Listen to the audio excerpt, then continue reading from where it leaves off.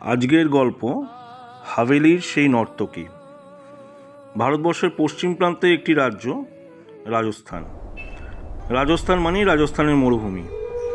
আর এই রাজস্থানের মরুভূমির মাঝখানে দাঁড়িয়ে আছে এক প্রাচীন হাভেলি। বালুর ঝড়ে ক্ষয়ে যাওয়া দেওয়াল, লম্বা করিডোর আর পুরনো ঝাড়বাতির আলো সব মিলিয়ে জায়গাটাকে যেন সময় ভুলে গেছে। এই হাভেলির সঙ্গে জড়িয়ে আছে এক অদ্ভুত প্রেমের গল্প। আজ আমরা সেই গল্পই বলবো। অনেক বছর আগে এই হাভেলিতে থাকতো এক বিখ্যাত নর্তকী।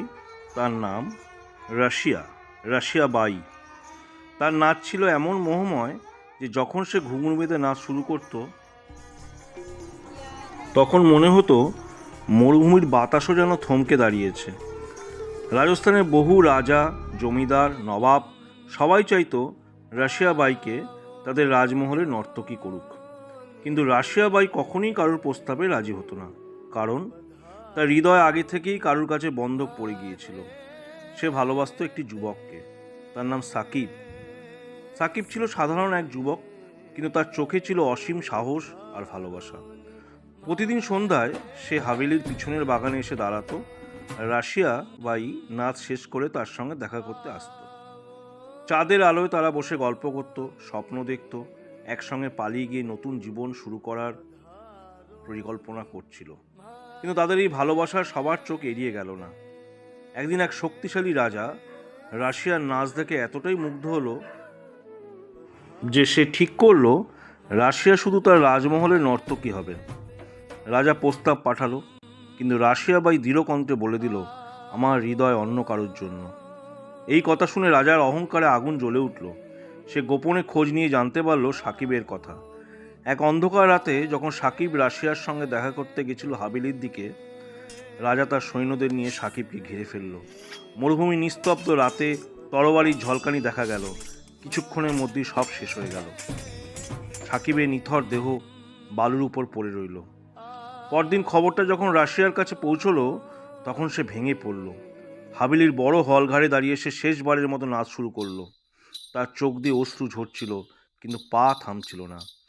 নাচের শেষে সে বলল, এই জন্মে যদি আমাদের প্রেম শেষ হয়ে যায়, তার পরের জন্ম আমি আবার ফিরে আসব। তারপর সেই রাতেই রাশিয়া বাই রহস্যজনকভাবে মারা যায়।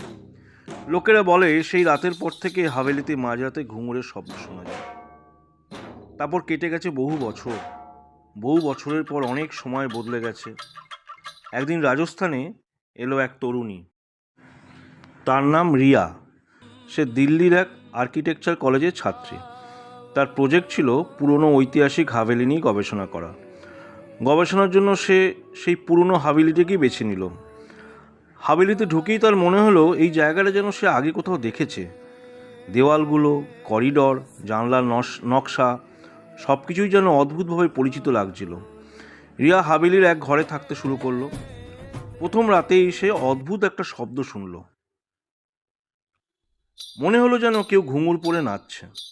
সে ভেবেছিল হয়তো বাতাসের শব্দ, কিন্তু দ্বিতীয় রাতেও সে একই শব্দ। তৃতীয় রাতে সে শব্দের উৎস খুঁজতে বেরিয়ে গেল। হাভেলির এক পুরনো হলঘরে ঢুকতেই সে দেখল দেওয়ালে ঝুলছে এক পুরনো ছবি। ছবিটা এক যুবকের। তার চোখে অদ্ভুত গভীরতা। রিয়া ছবিটার দিকে তাকিয়ে থাকলো। হঠাৎ মনে হলো ছবির চোখ দুটো যেন নড়ে উঠল। সে ভয় পিছিয়ে গেল, কিন্তু তার মনে হচ্ছিল এই মানুষটাকে সে কোথাও দেখেছে, কোথাও সে চেনে। রাতে ঘুমোতে গিয়ে তার অদ্ভুত স্বপ্ন হলো। সে দেখল সে এক নর্তকী, তার পায়ে ঘুঙুর। সে সেই একই হাভেলিতে নাচছে। তার সামনে দাঁড়িয়ে আছে এক যুবক, সাকিব।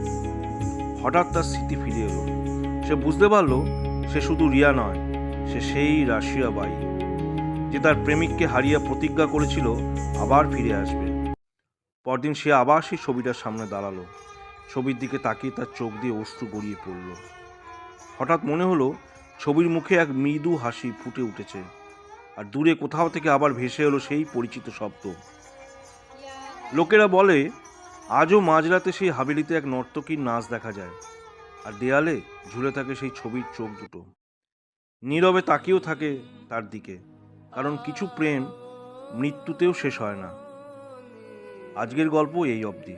যদি গল্পটা ভালো লেগে থাকে তাহলে অবশ্যই চ্যানেলটিকে সাবস্ক্রাইব করুন এবং একটা ছোট্ট করে লাইক দিন।